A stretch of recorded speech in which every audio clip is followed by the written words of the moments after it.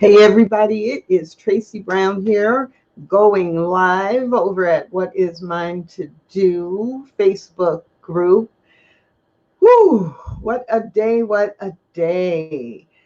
Now, I want to share some insight today into this whole idea of asking a better question, especially as a white ally asking people of color how they are feeling about the election or responding to the election campaign and the election or the results that have been coming in all week and are at the moment that I am speaking, appearing to declare a candidate. So there are some things that you really want to be careful about. Now, okay, I know you've read the right books about what it means to be a white ally or what it takes to be a good ally. I know you may have been to a webinar or two or 10 or 50 on being a good white ally. So, what I'm about to say and share might confuse some of you. Just hang in there with me for 10 minutes or 12 minutes, okay? Because it's time to go from essential basic ally awareness to effective long-term ally actions. And I will say up front that my primary target for this conversation are people who identify as white and people who identify or aspire to be allies to people of color, to Black people especially, but to all people of color. Um, and so, as a white ally, you've probably been encouraged to check in with people of color, ask them how they are feeling after another act of racialized injustice or violence or difficulty or challenge. You've probably been encouraged to check in and show your solidarity when things seem to be really going in the right direction. And as a white ally, you've probably been told that you need to hear the stories and understand the feelings of Black people or people of color so that you can really learn about the impact and the effect of racism, and that you can begin to really understand the world from a different perspective. Good stuff, good information.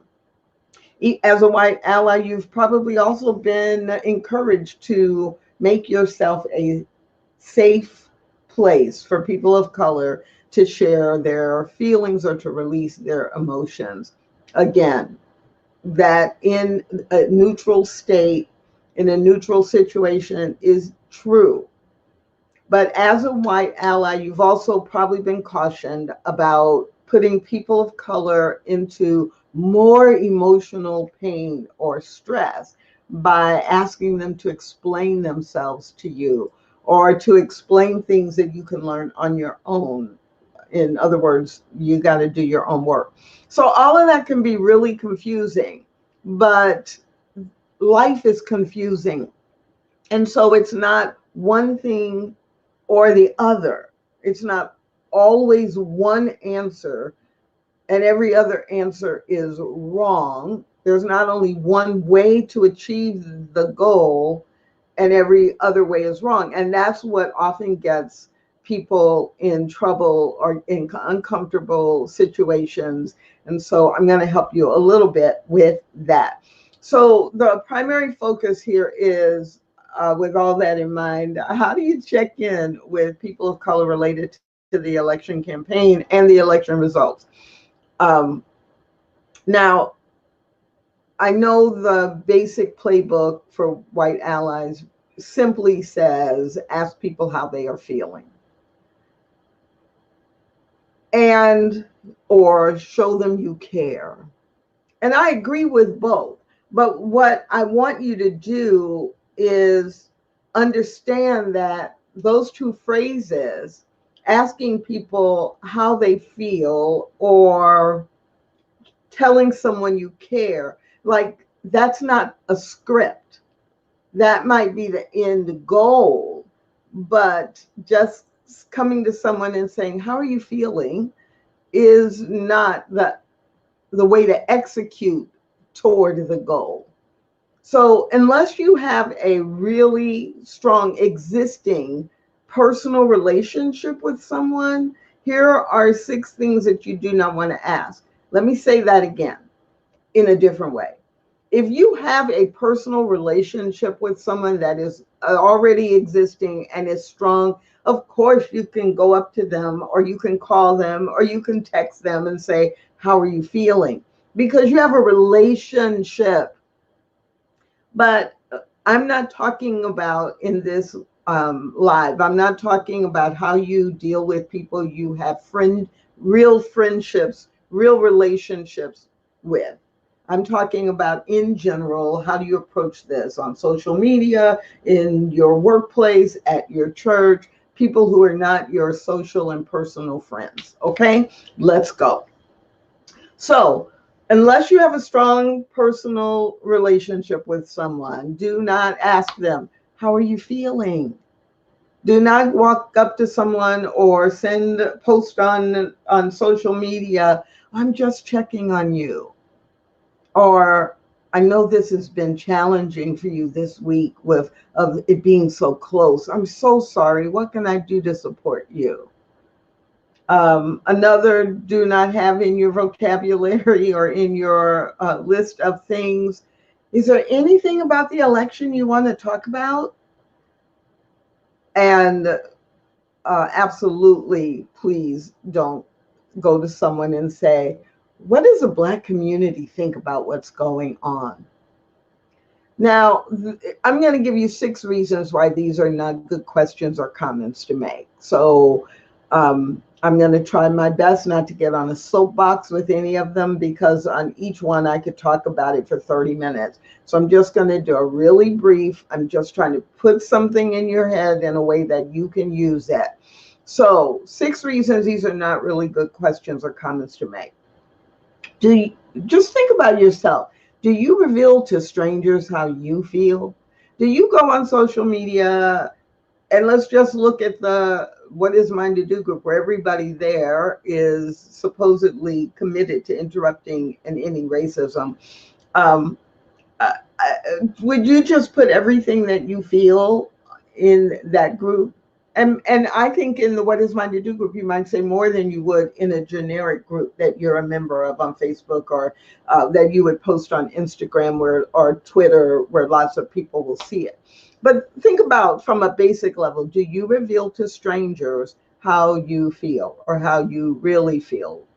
Why would someone you casually know reveal their feelings to you? I mean, really, why? This is also, it's akin to the white savior syndrome. Like, tell me how you're feeling so I can make it better, or I can fix it, or I can uh, do something to make it not hurt so bad, or to shift things. I can do something. So tell me how you're feeling. Now, I know that that's not the conscious intent, but it can come across that way. The other way it can come across is really related to the second reason why you have to be careful what you ask. And that's the why are you asking? So if you say to someone, well, how are you feeling about this? Or how do you feel? Or how does it feel? Um, a part of that is I'm checking if a part of that is I'm checking the box because that's what a good ally asks, then you have to ask yourself the question, am I asking this or making this comment to prove I'm a good ally? It's going to make me look good. It's going to give me more information. So then when I go talk to other people, I can say, oh, I asked Black people what they thought, and here's what my research says. This is what it reveals to me. And now I've done good, right? All of those are related to me. I'm the good ally. Me, I did the right thing. Me, oh, I feel so much better because I asked the question. And that's all about white centering, right? So are you asking because you are checking a box, or are you asking because you really, really care about the person? And if you're asking because you really, really care about that person, there are hundreds of other ways that you can ask that convey that message versus a script question or a generic question that can feel very invasive when you don't know that person personally.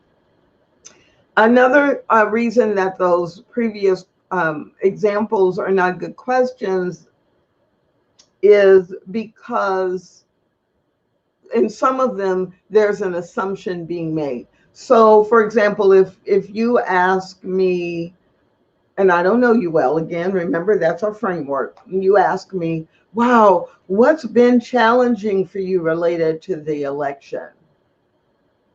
The reason that's borderline is because, number one, you're assuming it's been challenging for me, when very often it may not be challenging. It may be reflecting exactly what I know this country to be. Or it may not seem challenging because I felt like it was within what I predicted could happen. But because you are assuming it's challenging for me and you ask me from that perspective, then it is not the best way to be an ally. I will give you a caveat. If I've already said it's challenging, that's a great question. But again, this framework is, how are you showing up, mostly with people you don't have a personal relationship with or you don't know that well.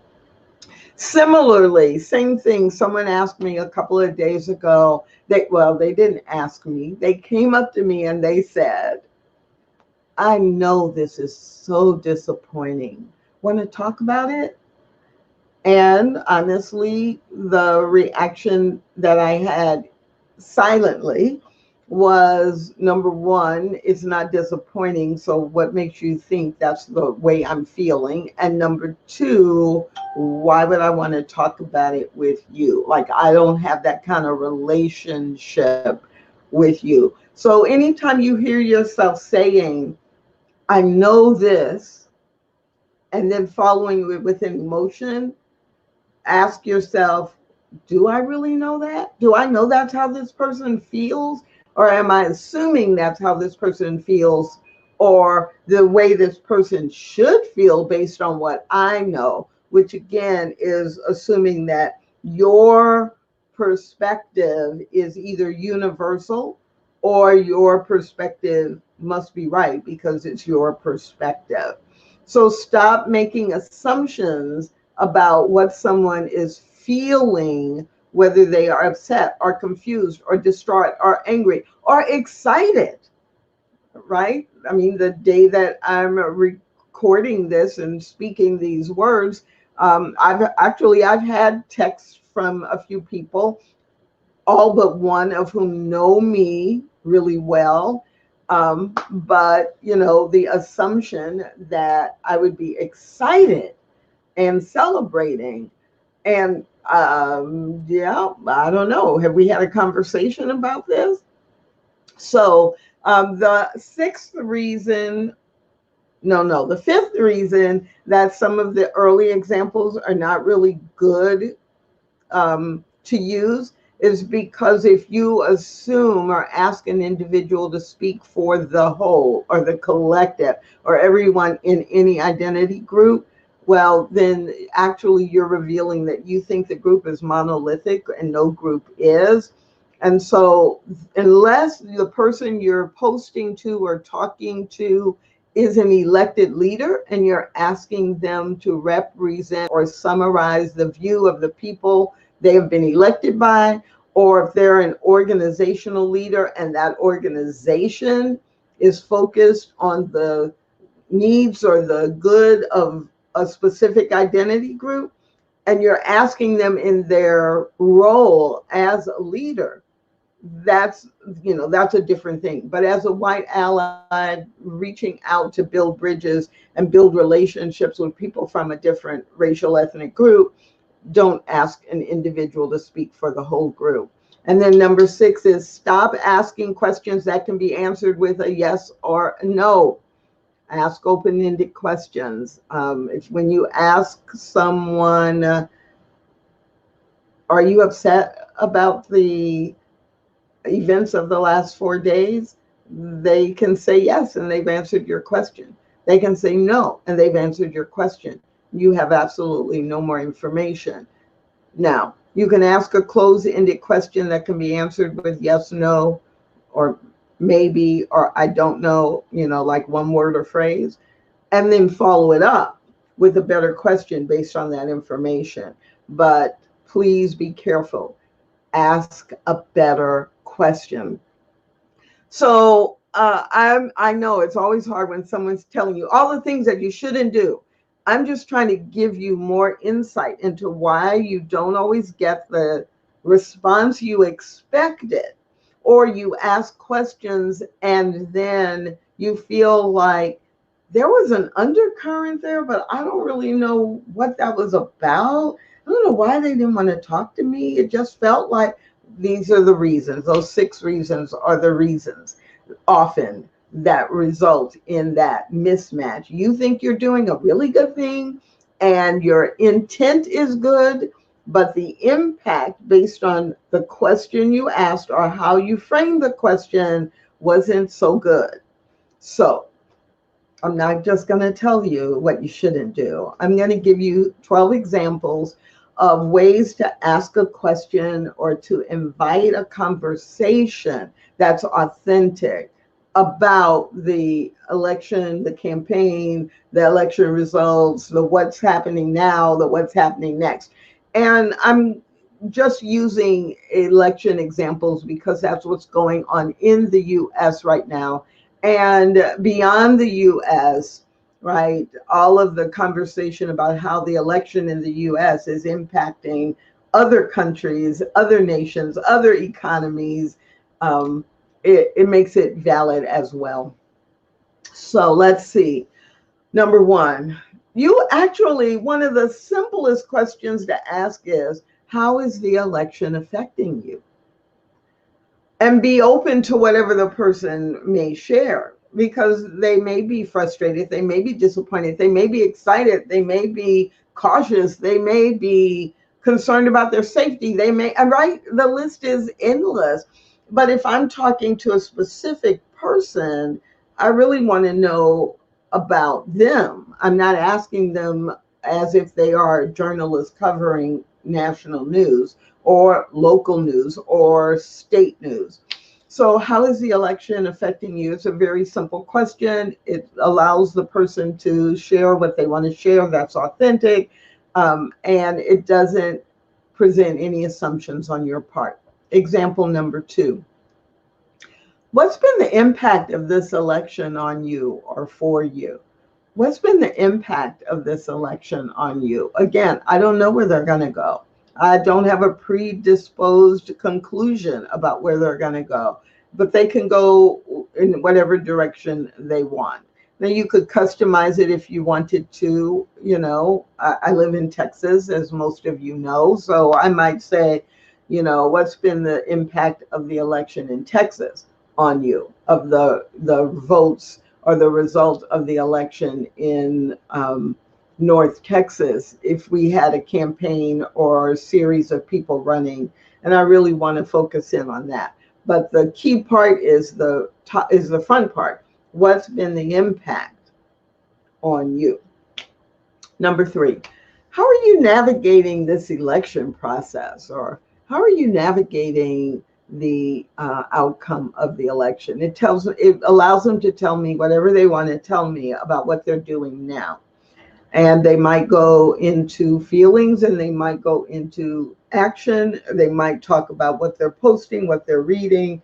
But how are you navigating this process? Or how are you navigating the things that are happening as a result of the election? Number 4, wow, what's your take on the election results? What's your take on the election results? Or what's your take on the election results so far? Or what's your take on what's going to happen next? I'm asking them about where they are and what they think. I don't care if they agree with me or not. I'm curious. I'm building relationship. I'm getting to know them. I'm wanting to know where they stand. It's a much better question than me making the assumption that someone is excited or disappointed in terms of the election results. Um, 1, 2, 3, 4. Number 5. What are some of the ways race affects your experience in this election? Now, that is such a powerful question, and I wish more people would ask me that. No, don't send me a direct message. Don't send me a private message, and don't send me a text or an email asking me. But really, along the way, if more people would say, what are some of the ways race affects your experience of this election? I will talk about, as a Black woman, what I see and what I feel, but I'm only speaking about me and based on my experience growing up in the civil rights era, or my experience as a Black business owner, right? And how race plays into what I experience and what I understand or what I anticipate, right? But you can't ask me what all Black people think, and you can't ask me, you can't assume that race is not a factor or is a factor. So, what are some of the ways race affects your experience? You could also tweak that to, are there ways that race affects your experience in this election? Number six example. Oh, um, hmm. I'm really curious about your take on the outcome of this election. I'm really curious about your take on the outcome of this election. Similarly or related, I'm really curious about how the outcome of this election is related to race in your mind. But you don't really have to ask me that. If you're getting to know me and you're building relationship with me as an individual, race is going to impact in some way my response. So I'm really curious. The example question is, I'm really curious about your take on the outcome of this election. And if someone responds to that and it's very broad, or they respond to it from a political party perspective, or they respond to it from a gender perspective, then your follow-up question can be, does race have any effect on how you're seeing this? Now, that's a yes or no question. I would never start with that.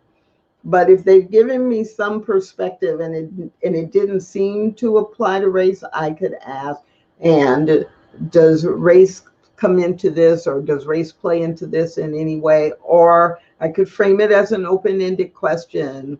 What are some of the ways, or are there some, in addition to gender, are there ways that race is a factor as well, right? That's another way to frame that in. Number 7, okay, I said 12 examples. Let me speed up a little bit. Number 7, I might, this one is kind of, you got to have a little bit of finesse and a little bit of experience to use it. But I might invite a conversation by saying, the more things change, the more they stay the same. How are you seeing the civil rights movement of the 60s showing up in our conversation about the election in 2020, right? So the more things change, the more they stay the same. What's the same as it relates to the race and this election? What do you think, or what do you see as the same? Number 8, very simple. What's your perspective about the election? If you're talking to me and I'm a person of color, then my perspective is informed by my race, my racial identity, my racial and ethnic identity. So I wouldn't come to you as a as a white ally, as a white person, and say, what's your white perspective, or what's the white perspective about the election? Because I know that there are all kinds of perspectives and that people have. And so, same thing. If you're asking me, my experience as a person of color is embedded in my perspective. And from that, you will probably have some follow-up questions. But we're talking about how do you get into the conversation and how do you open the conversation in a way that builds relationships so that you can go deeper. Number 9, I think. I love this question. What do you wish America would learn from this election? What do you wish America, or what do you wish the American people would learn from this election? I could even go so far as to give you permission to say, what do you wish white people in America would learn from this election? But that's borderline for me. Um, Another way to modify that example would be, what do you wish I, as a white person in America, would learn from this election? That's another way to get in there. But in general, just the question, what do you wish America would learn from this election? Or what do you wish Americans would learn about race from this election? Right. I could ask that question as well. It's all based in the what is the desired lesson learned, and you can tie it directly to race in the opening question or in a follow-up. Number 10, I'm so disappointed in the election results. How are you feeling about it? This is a good question. So remember earlier, the question was, I know you're disappointed. I'm so sorry, right? No, you don't know, but you're projecting because you're disappointed or you expect the person to be disappointed that they will be. So maybe there's a part of you that's disappointed. And so you can open a conversation by sharing your feelings. I am so disappointed. But then you have to ask, how are you feeling about it? And that could open up a different conversation than just how are you feeling about the election, right? Because I don't know you well enough, and who are you to ask me how I'm feeling? But if you start with a self-disclosure, I'm so disappointed in this election.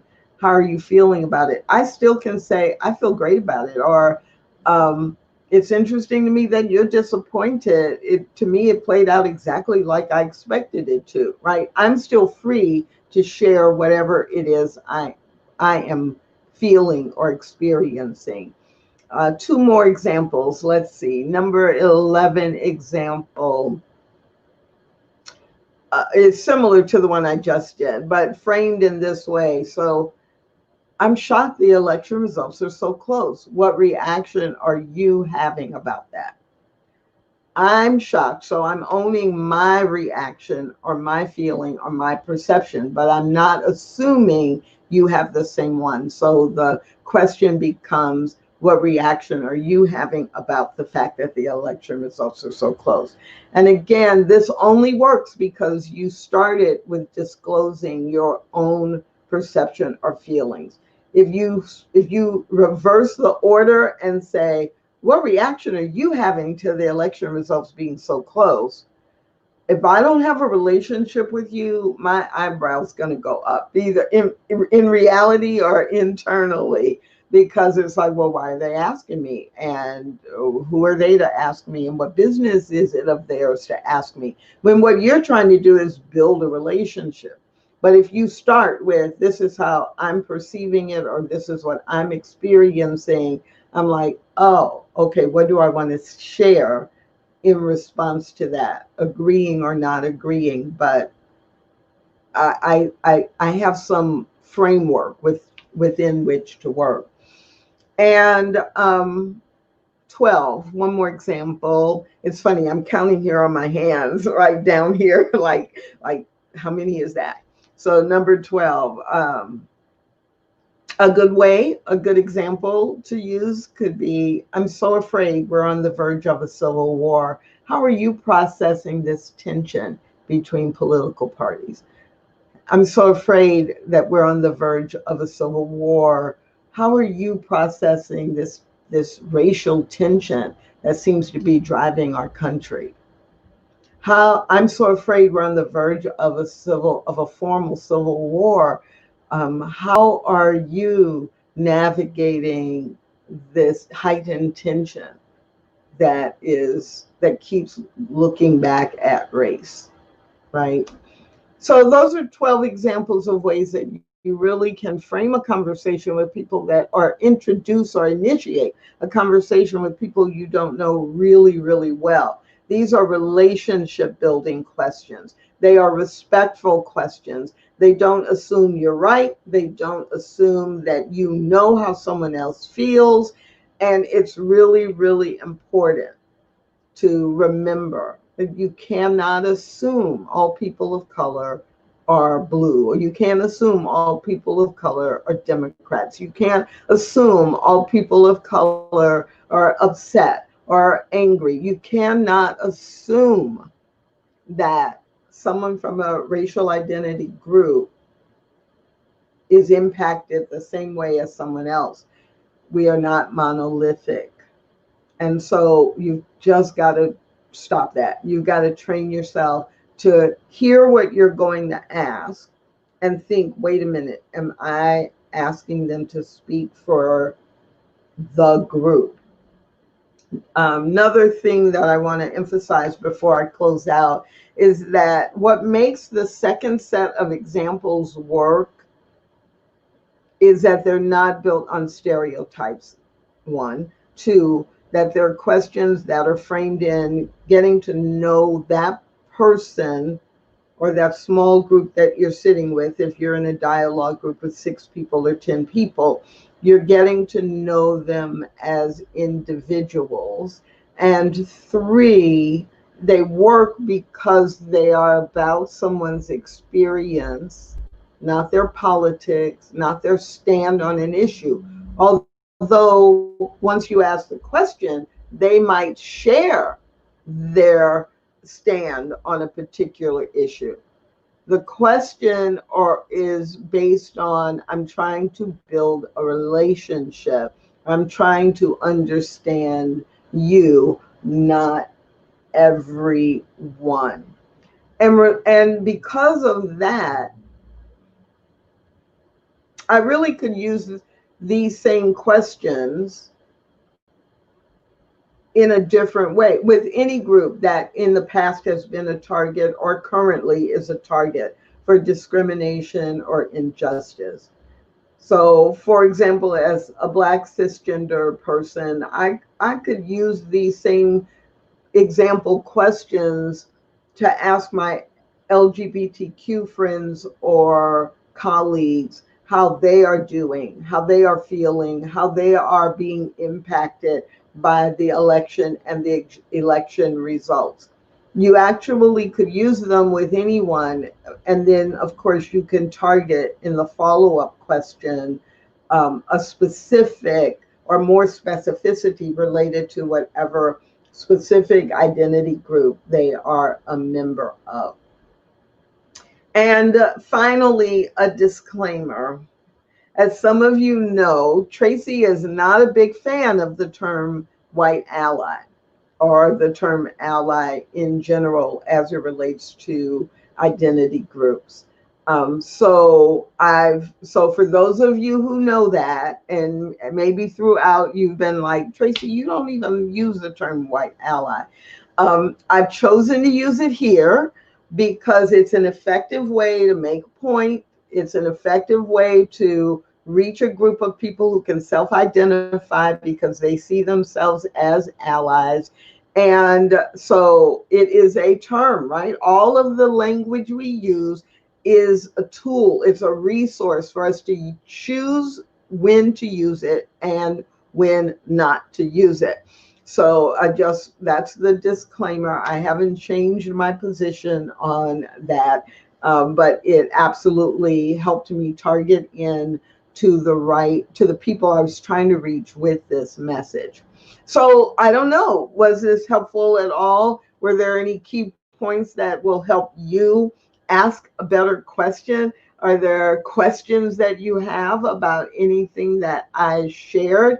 If so, please feel free to put a question in the chat or to um, post a comment in the What Is Mine to Do group related to that, because I'm happy to give you more clarity. And I want to invite you, if you're seeing this through YouTube or it's been forwarded to you, I want to invite you to absolutely join us at the What Is Mine to Do Facebook group, where we ask each other and ourselves every day, what is mine to do to interrupt or end race-based hatred and violence?